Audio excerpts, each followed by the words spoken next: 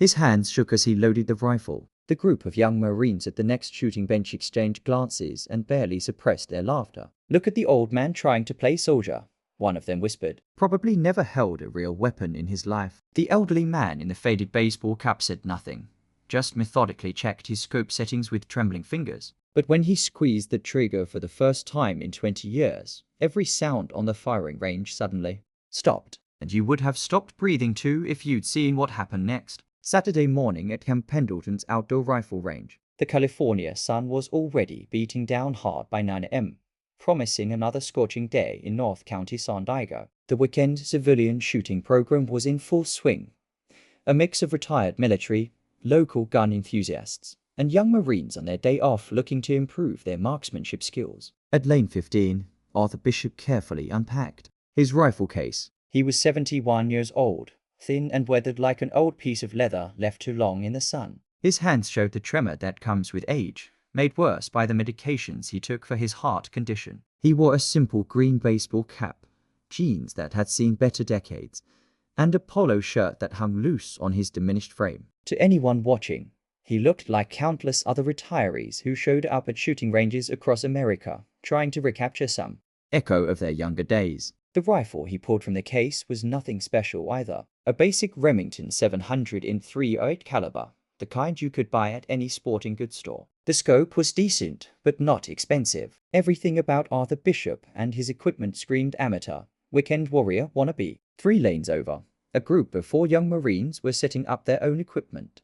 They were all in their early 20s, fresh-faced and confident in the way that only young warriors who have never truly been tested can be. Staff Sergeant Jake Mitchell, Corporal Danny Rodriguez, Lance Corporal Mike Churn, and Private First Class Tyler Brooks. They'd all completed their infantry training at Paris Island and were now stationed at Pendleton, waiting for their first deployment. Mitchell was the unofficial leader of the group, a tough kid from Detroit who'd grown up hunting with his father and considered himself something of an expert marksman. He'd scored expert on his rifle qualification 3 times running and never missed an opportunity to remind people about it. "Hey, check out Grandpa over there," Mitchell said, nodding toward Arthur. Dude's hands are shaking so bad he can barely load his rifle. Probably thinks he's Rambo or something. Rodriguez laughed. "My money says he can't hit the target at 100 yards. Look at that scope mount, it's not even properly torqued down." Chun, who prided himself on being more observant than his peers, studied Arthur more carefully. Something about the old man's posture struck him as oddly familiar, but he couldn't quite place it. There was a deliberateness to Arthur's movements despite the tremor, a systematic approach to his equipment check that spoke of long ingrained habits. The range master called for the first relay to begin. Arthur Bishop settled into position behind his rifle, adjusting the bipod legs with the careful precision of someone who had done this thousands of times before. But his hands were still shaking, and when he tried to steady his breathing, it came in short, laborious gasps. The other shooters on the line were already sending rounds downrange at the 100-yard targets. The crack of rifle fire filled the air, punctuated by the occasional ping of a bullet hitting steel. Arthur waited, watching the wind flags, feeling for the subtle shifts in air current that most shooters never even noticed. When he finally took his shot, the tremor in his hands seemed to disappear for just that moment. The rifle backed against his shoulder, and 100 yards downrange, the paper target showed a perfect center hit.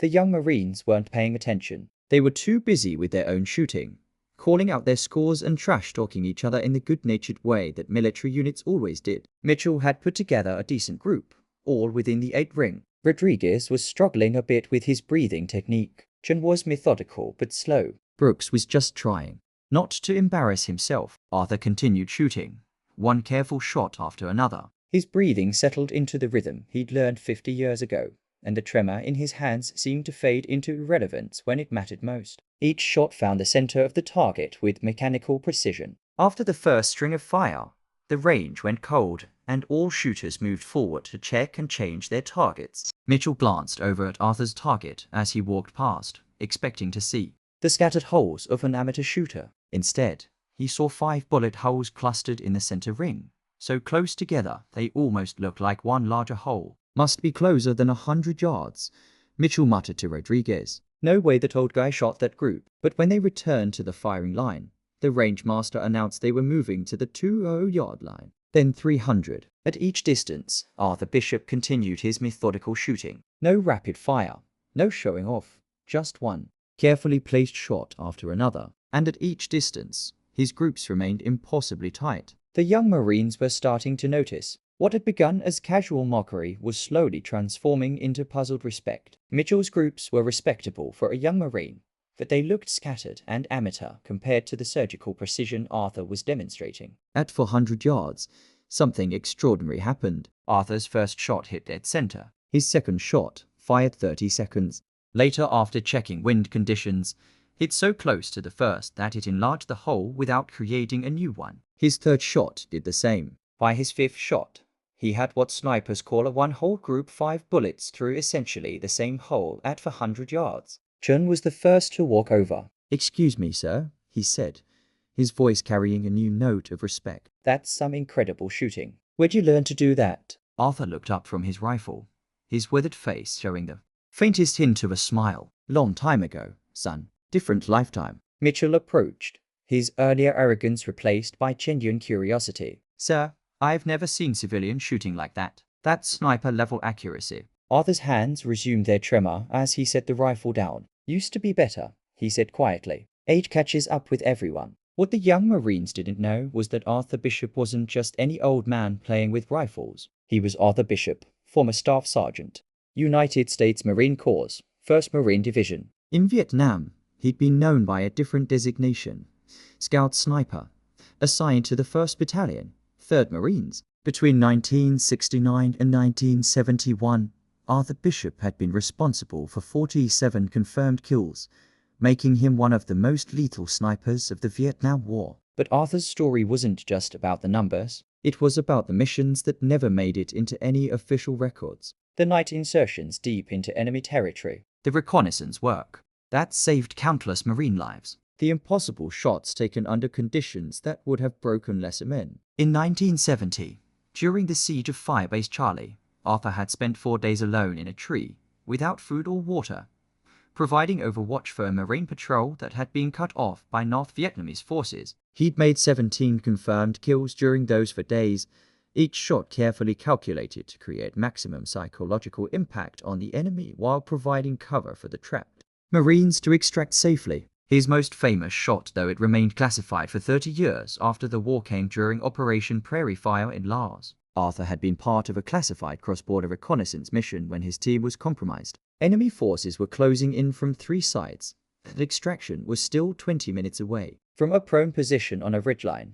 Arthur had engaged enemy soldiers at ranges exceeding 800 yards, using an early model M40 sniper rifle. The shot that made him legendary among Marine snipers came when he spotted an enemy machine gun crew sitting up to ambush the incoming extraction helicopter. The range was 947 yards, across a valley, with swirling wind conditions. Arthur had one chance to take out the machine gunner before the helicopter came into range. He held his breath, calculated the wind drift, and squeezed the trigger. The bullet found its target, silencing the machine gun and saving the lives of everyone on that helicopter. But like so many Vietnam veterans, Arthur came home to a country that didn't want to hear about his service. The classified nature of his missions meant he couldn't talk about them even if he'd wanted to. He settled in Oceanside, California, got a job at a local manufacturing plant, and spent 40 years building a quiet life as far removed from warfare as possible. He never spoke about Vietnam, not to his wife of 38 years before she passed, not to his children, who grew up knowing their father had been in the Marines, but never understanding what that meant, not to his co-workers, who saw only a quiet man who kept to himself and never caused trouble. The tremor in his hands had started 5 years ago, a side effect of the heart medication he'd been prescribed after his first cardiac event. It had ended his occasional trips to the shooting range, one of his few remaining connections to his former life. But today was different. Today marked the 50th anniversary of the Firebase Charlie mission, and Arthur had felt compelled to come here, to see if any of his old skills remained. As the day progressed and the Marines continued shooting, word began to spread around the range about the elderly man in lane 15 who was shooting like a machine. Other shooters started gathering behind Arthur's position to watch him work. Range safety officers, who'd seen thousands of shooters over the years, found excuses to walk past his lane. At 500 yards, Arthur's performance became almost supernatural. Despite the wind, despite his age, despite the tremor in his hands, he continued placing bullets through the same hole with metronomic precision. Each shot was preceded by a long period of observation, reading wind conditions, calculating trajectory, finding the perfect moment when everything aligned. Mitchell could no longer contain his curiosity. "Sir, with all due respect, there's no way you learn to shoot like that as a civilian." "You had to be military," Arthur continued, loading his rifle. "Like I said, son, different lifetime." Chen, who had been quietly observing Arthur's technique, suddenly understood what had been nagging at him all morning. The way Arthur positioned himself behind the rifle, the methodical equipment checks, the systematic approach to each shot. It was exactly like the sniper instructors at the Marine Corps Scout Sniper School. "Sir," Chen said carefully, "were you a Marine?" Arthur looked at him for a long moment, then nodded slightly.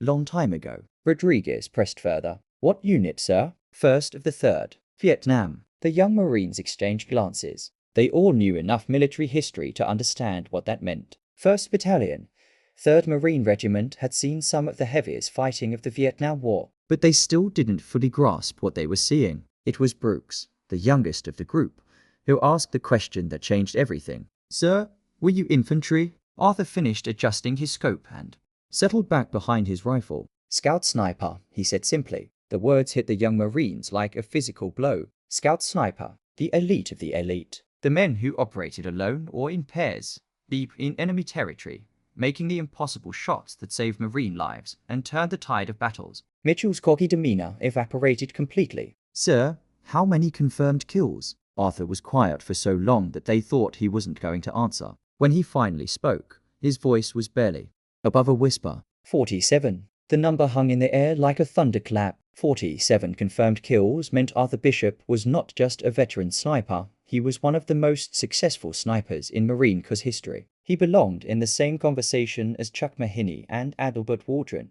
legends whose names were spoken with reverence in Marine sniper schools. Chen stepped back and came to attention, rendering a sharp salute. The others quickly followed suit. At a civilian shooting range in California, 4 young Marines stood at attention, saluting a 71-year-old man whose trembling hands held the legacy of American military precision. Arthur slowly stood and returned their salute. It was the first time anyone had saluted him in over 40 years. "Sir," Mitchell said, his voice thick with emotion, "we had no idea. We're sorry for what we said earlier." Arthur shook his head. "You didn't know. That was the point. We came home and disappeared into regular life. Most people don't want to know what we did over there, but we want to know," Chen said, "if you're willing to share." And so, for the first time in 50 years, Arthur Bishop began to tell his story. He talked about Firebase Charlie, about the 4 days in the tree, about watching young Marines die and doing everything in his power to bring the rest home alive. He talked about the impossible shots and the sleepless nights, about the weight of taking human life and the greater weight of the lives he'd saved by doing so. He talked about coming home to a country that called him a baby killer, about burying his service so deep that even his own family never knew what he'd accomplished. He talked about 40 years of silence, of carrying the memories of dead friends and the burden of survival guilt. The other shooters at the range had stopped their own activities to listen. Word had spread that there was a Vietnam sniper at Lane 15, and people were gathering to hear stories they'd never heard before. Stories of precision and courage, of impossible odds and split-second decisions that meant the difference between life and death. Arthur pulled out his wallet and showed them a photograph that had faded to sepia with age. 8 young Marines in jungle fatigues, standing in front of a helicopter. 3 of them, Arthur explained, had died before their 21st birthdays. 2 others had come home, but never recovered from what they'd experienced. Of the 8 men in that photograph, only Arthur was still alive. The young Marines listened with the reverence that warriors show to their elders who have walked through hell and lived to tell about it. They asked about technique, about equipment, about the mental discipline required to function as a sniper in combat conditions. Arthur answered their questions patiently, sharing knowledge that had been earned in the crucible of war. He explained the mathematics of long-range shooting, the psychology of precision under stress, the lonely burden of the sniper who must make life and death decisions in isolation. As the afternoon wore on, other veterans began approaching, men who had served in different wars, different conflicts, but who recognized something in Arthur's story that resonated with their own experiences. The isolation of the warrior, the difficulty of transitioning back to civilian life, the weight of memories that couldn't be shared with those who hadn't been there. A Vietnam veteran who'd served with the Army's 1st Cavalry Division introduced himself and shared stories of Marine snipers who had provided overwatch for his unit during operations in the Ashau Valley. He remembered the psychological impact that Marine snipers had on enemy forces, how the mere presence of a known sniper could shut down enemy movement across entire grid squares. A Gulf War veteran talked about studying Vietnam-era sniper techniques during his own training, how Arthur's generation had laid the groundwork for modern precision shooting doctrine. He explained that many of the techniques Arthur had pioneered in Vietnam are still being taught to Marine snipers today. An Afghanistan veteran, a Marine sniper himself, approached with obvious awe. "Sir," he said, "your reputation precedes you. I've heard stories about Firebase Charlie at Scout Sniper School. You're in our textbooks." Arthur looked surprised. The young Marine explained that Arthur's 4-day vigil at Firebase Charlie was now taught as a case study in sniper employment and battlefield psychology. The 17 confirmed kills he'd made during that siege, each one carefully planned to maximize psychological impact on enemy forces, had become a template for how snipers could control large areas of terrain through precision application of firepower. The Firebase Charlie mission had saved not just the trapped Marine patrol, but had demonstrated how a single skilled sniper could influence the outcome of an entire tactical situation. Arthur's shooting during those 4 days had forced an entire North Vietnamese battalion to alter their operational plans, buying time for Marine reinforcements to arrive and turn the tide of the battle. As the sun began to set over Camp Pendleton, Arthur packed up his rifle for the final time. The tremor had returned to his hands, more pronounced now that the adrenaline of the day was wearing off. But something had changed in his bearing, in the way he carried himself. For the first time in decades, he looked like what he had always been, a Marine. The young Marines asked for his contact information. They wanted to bring him to their unit, to have him speak to other Marines about precision shooting and the warrior mindset. They wanted to learn from him, to carry forward the knowledge and traditions he represented. Arthur was hesitant at first. He'd spent 40 years avoiding attention, maintaining the low profile that had kept him safe in the transition to civilian life. But looking at these young warriors, seeing their genuine respect and eagerness to learn, he realized that his silence hadn't just hidden his own story, it had deprived future generations of Marines of knowledge that could save lives.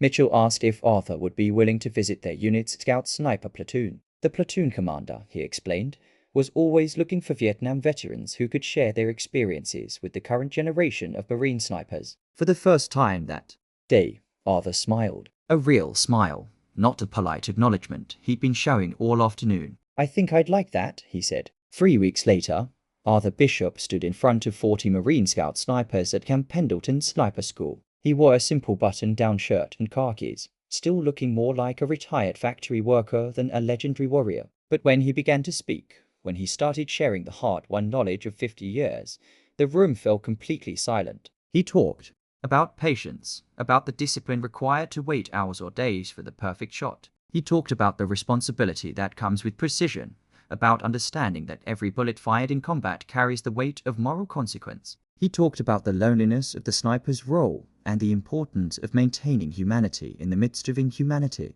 Most importantly, he talked about coming home, about the difficulty of transitioning from a world where split-second decisions meant life or death to a world where the biggest concern was whether the coffee was strong enough, about the importance of finding purpose after war, and the danger of letting warrior skills atrophy in the absence of mission. The Marine snipers listened with the attention they would give to a master class from a living legend. They asked technical questions about Vietnam-era equipment and techniques. They asked tactical questions about engagement protocols and target prioritization. They asked personal questions about dealing with the psychological stress of precision killing. Arthur answered them all with the patience of a teacher and the authority of someone who had lived through experiences that couldn't be learned from textbooks. He demonstrated shooting positions that had been refined through trial and error in combat conditions. He explained range estimation techniques that had been developed when laser rangefinders were still science fiction. But perhaps most valuable were the intangible lessons.